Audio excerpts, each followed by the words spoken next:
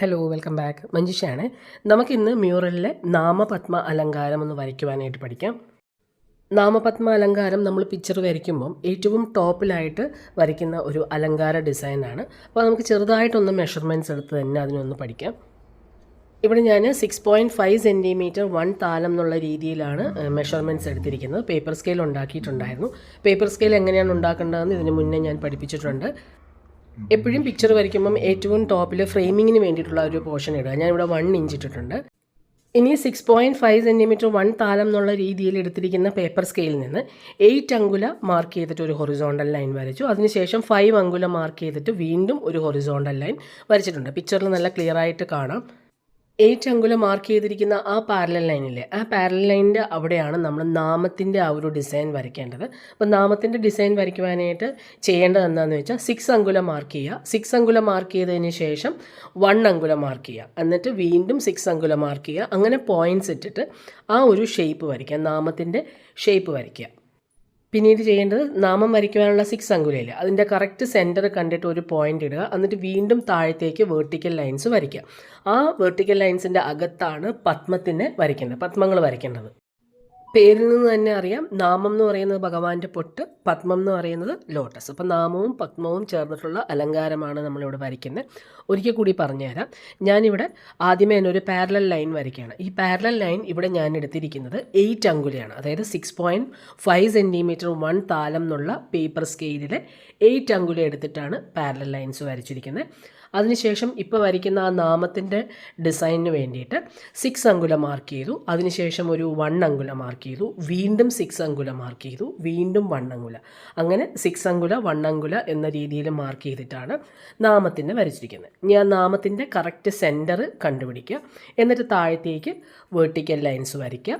Vertical lines വരച്ചിരിക്കുന്ന ആ vertical ലൈൻസിൻ്റെ അകത്താണ് പത്മങ്ങൾ വരയ്ക്കേണ്ടത്. അപ്പോൾ ആ പത്മത്തിൻ്റെ ആ ഒരു ഹൈറ്റ് എന്ന് പറയുന്നത് ഞാനിവിടെ 5 അങ്കുലയാണ് എടുത്തിരിക്കുന്നത്.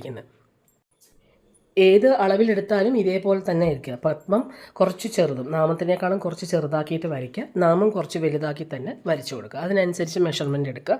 പിന്നെ പത്മത്തിൻ്റെ താഴത്തെ ആ ഒരു ഭാഗം എന്ന് പറയുന്നത് ഒന്ന് ഷാർപ്പായിട്ട് വേണമെങ്കിൽ വരയ്ക്കാം, അതല്ലെങ്കിൽ റൗണ്ടായിട്ടും വരച്ചു കൊടുക്കാം. ഈ രീതിയിലാണ് മെഷർമെൻറ്റ്സ് മാർക്ക് ചെയ്യേണ്ടത്. അതായത് 2 നാമത്തിൻ്റെ ഇടയിൽ നമ്മൾ 1 അങ്കുല മാർക്ക് ചെയ്തത് ആ പത്മത്തിൻ്റെ തണ്ടാണ്. അപ്പോൾ അതിങ്ങനെ ഇടയ്ക്ക് ആയിട്ടാണ് 2 നാമത്തിൻ്റെയും ഇടയിലായിട്ടാണ് പത്മങ്ങൾ വരുന്നത്. അപ്പോൾ ഈ രീതിയിൽ ഞാനിപ്പോൾ ഇവിടെ ഗണപതിയുടെ പിക്ചറിൻ്റെ മുകളിലായിട്ട് വരച്ചിട്ടുണ്ട്. ആ ഒരു ബോർഡർ മൊത്തം, ടോപ്പിലുള്ളത് മൊത്തം ഇതുപോലെ തന്നെയാണ് വരച്ചിരിക്കുന്നത്. എപ്പോഴും ഞാൻ വരയ്ക്കുമ്പോൾ കുറച്ച് നാമം കുറച്ച് വലുതാക്കിയിട്ട് പത്മം കുറച്ച് ചെറുതാക്കിയിട്ട് വരയ്ക്കുക. അപ്പം അത് ഓരോരുത്തരുടെ ആ ഒരു ഇതിനനുസരിച്ചിട്ട് വരയ്ക്കുക. നാമവും പത്മവും വരിക. അതിനുശേഷം പത്മത്തിൻ്റെ താഴത്തേക്ക് നമുക്ക് ഹാങ് ചെയ്ത് കിടക്കുന്ന കുറേ ചെറിയ ചെറിയ ഫ്ലവേഴ്സ് വരയ്ക്കണം. അപ്പോൾ 2 പത്മത്തിൻ്റെ ഇടയിൽ നിന്ന് വെർട്ടിക്കൽ ലൈൻസ് വരച്ചു കൊടുക്കുക. സ്ട്രെയിറ്റ് ആയിട്ട് വെർട്ടിക്കൽ ലൈൻസ് വരച്ചതിന് ശേഷം ആ ലൈനിൻ്റെ മുകളിൽ ചെറിയ ചെറിയ ഫ്ലവേഴ്സ് വരച്ചു കൊടുക്കുക. അത് ഒരേ ഹൈറ്റിൽ വരച്ചു കൊടുക്കുക. അതായത് ഒരേ രീതിയിൽ വരുന്ന രീതിയിൽ വരയ്ക്കാം, അതല്ലെങ്കിൽ കയറിയും ഇറങ്ങിയും കിടക്കുന്ന രീതിയിലും വരയ്ക്കാം. ഞാനിവിടെ ഭഗവാന്റെ കിരീടത്തിൻ്റെ ഭാഗത്തേക്ക് ഒന്ന് ചരിഞ്ഞ് വരുന്ന രീതിയിലാണ് വരച്ചിരിക്കുന്നത്. ക്യാൻവാസിൽ പെൻസിൽ വെച്ച് വരച്ചതിന് ശേഷം അതിൻ്റെ മുകളിൽ യെല്ലോ കളർ ഉപയോഗിച്ചിട്ട് ഔട്ട്ലൈൻ വരയ്ക്കുക. അതിനുശേഷം റെഡ് കളർ വെച്ച് വരയ്ക്കുക. പിന്നീട് എന്ത് ചെയ്യണം, ബേസ് ആയിട്ടുള്ള ബേസ് വാഷ് കൊടുക്കുക. ബേസ് വാഷ് എന്ന് പറയുന്നത് എവിടെയൊക്കെയാണോ റെഡ് കളർ വേണ്ടത് അവിടെയെല്ലാം യെല്ലോ ബേസ് കൊടുക്കുക. അതേപോലെ എവിടെയൊക്കെയാണോ ഗ്രീൻ കളർ വേണ്ടത് അവിടെയും യെല്ലോ തന്നെ കൊടുക്കുക. ആദ്യം യെല്ലോ കൊടുത്തതിന് ശേഷം അതിൻ്റെ മുകളിൽ സാപ്പ് ഗ്രീൻ ഒന്ന് ലൈറ്റായിട്ട് വാഷ് ചെയ്യണം ഗ്രീനിൻ്റെ ഭാഗത്ത്. റെഡ് കളർ നമുക്ക് ഡയറക്റ്റായിട്ട് ബേസ് വാഷ് കൊടുത്തിരിക്കുന്ന യെല്ലോയുടെ മുകളിൽ ഒന്ന് ചെറുതായിട്ട് വരച്ച് ഷെയ്ഡ് ചെയ്യുക.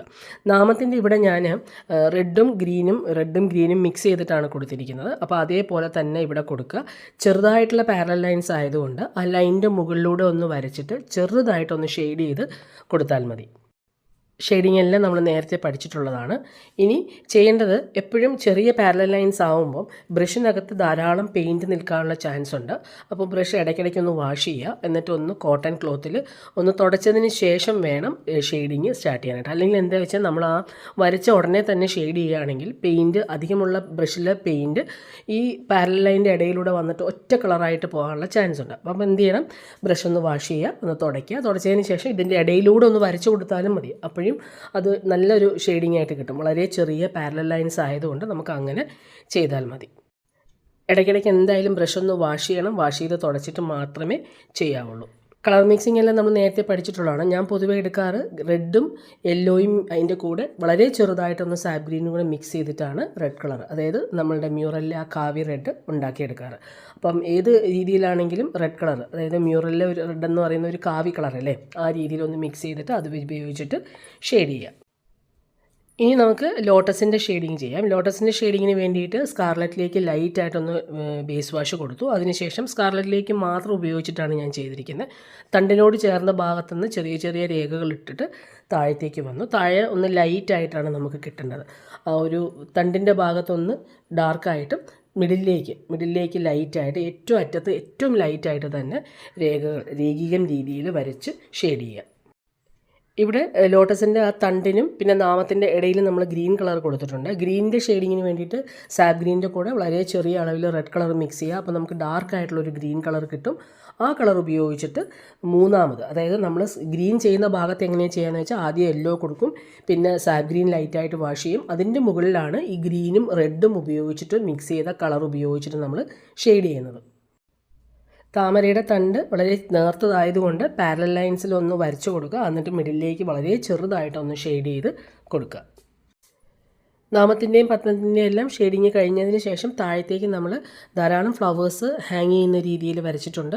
അതിലും ഒന്ന് ഷെയ്ഡ് ചെയ്യുക. അത് വളരെ ചെറിയ ഫ്ലവേഴ്സ് ആയിരിക്കും. അപ്പോൾ അതിൻ്റെ എന്ത് ചെയ്യുക, ഔട്ട്ലൈനിലൊന്ന് വരച്ചിട്ടൊന്ന് ചെറുതായിട്ട് ഷെയ്ഡ് ചെയ്ത് കൊടുത്താൽ മതി. അതും നമുക്ക് ഗ്രീനും റെഡും എല്ലാം ആയിട്ട് മിക്സ് ചെയ്ത് തന്നെ കൊടുക്കാം.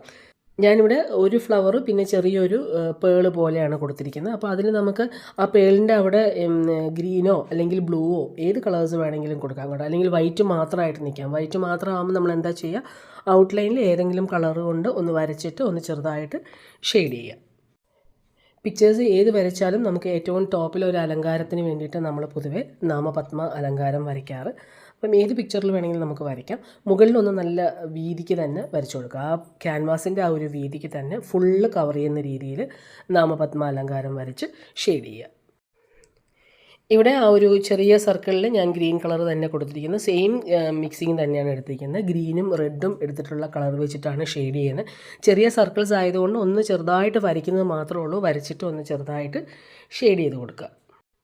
നാമപത്മ അലങ്കാരത്തിൻ്റെ ഷെയ്ഡിങ് കംപ്ലീറ്റ് ആയിട്ടുണ്ട്. ഇനി നമുക്ക് ചെയ്യാനുള്ളത് ഫൈനലായിട്ടുള്ള ബ്ലാക്ക് കളർ വെച്ചിട്ടുള്ള ഔട്ട്ലൈനാണ്. ബ്ലാക്ക് കളർ ഔട്ട്ലൈൻ എല്ലാവർക്കും അറിയാമെന്ന് വിചാരിക്കുന്നു. ഇന്ത്യൻ ഇങ്കാണ് പൊതുവെ ഉപയോഗിക്കാറ്. 000 ബ്രഷ് ഉപയോഗിച്ചിട്ട് ഔട്ട്ലൈനിൽ മുഴുവനും ഒന്ന് വരച്ച് കൊടുക്കുക. ഇവിടെ ഇപ്പോൾ ഞാനിത് വരച്ചിട്ടില്ല, കാരണം ഇത് ക്ലാസ്സിലെ നോട്ട്സാണ് കേട്ടോ. കാരണം സ്റ്റുഡൻസിന് വേണ്ടിയിട്ട് പ്രിപ്പയർ ചെയ്ത നോട്ട്സാണ്. അപ്പോൾ അത് ഫൈനലായിട്ട് നമ്മൾ ബ്ലാക്ക് കളർ ഔട്ട്ലൈൻ ഇടുകയുള്ളൂ. അപ്പോൾ ഓൺലൈൻ ക്ലാസ്സിൻ്റെ നോട്ട്സിൻ്റെ ഇടയിൽ നിന്ന് കുറച്ചൊന്ന് എടുത്തിട്ട് നിങ്ങളുമായിട്ട് ഷെയർ ചെയ്തതാണ്. എല്ലാവരും ഒന്ന് ചെയ്ത് നോക്കുക. എങ്ങനെയാണത് വരയ്ക്കേണ്ടതെന്നുള്ള മെഷർമെൻറ്റ്സ് എല്ലാവർക്കും മനസ്സിലായി കാണുമെന്ന് വിചാരിക്കുന്നു. എന്തെങ്കിലും ഡൗട്ടുകളുണ്ടെങ്കിൽ കമൻറ്റ് ബോക്സിലൂടെ ചോദിക്കുക. അതല്ലെങ്കിൽ കൊടുത്തിരിക്കുന്ന നമ്പറിലൊന്ന് മെസ്സേജ് ചെയ്താൽ മതി. അതേപോലെ ഓൺലൈൻ ക്ലാസ്സിൽ ജോയിൻ ചെയ്യാൻ താല്പര്യമുണ്ടെങ്കിൽ മെസ്സേജ് ചെയ്യുക കേട്ടോ. അപ്പോൾ പുതിയൊരു വീഡിയോ ആയിട്ട് നമുക്ക് ഉടനെ തന്നെ വീണ്ടും കണ്ടുമുട്ടാം. അപ്പം എല്ലാവരും വരയ്ക്കുക. വരയ്ക്കുന്ന സമയത്ത് എന്തെങ്കിലും ഡൗട്ടുകളുണ്ടെങ്കിൽ ഒരു സംശയം വേണ്ട, ചോദിച്ചോളൂ. എനിക്ക് സമയം കിട്ടുന്നതനുസരിച്ചൊന്ന് മറുപടി തരുന്നതാണ്. അപ്പോൾ ലൈക്ക് ചെയ്യാനും കമൻറ്റ് ചെയ്യാനും സബ്സ്ക്രൈബ് ചെയ്യാനും ഒന്നും മറക്കരുത്. നമുക്ക് അടുത്ത ദിവസം കാണാം. Okay, by.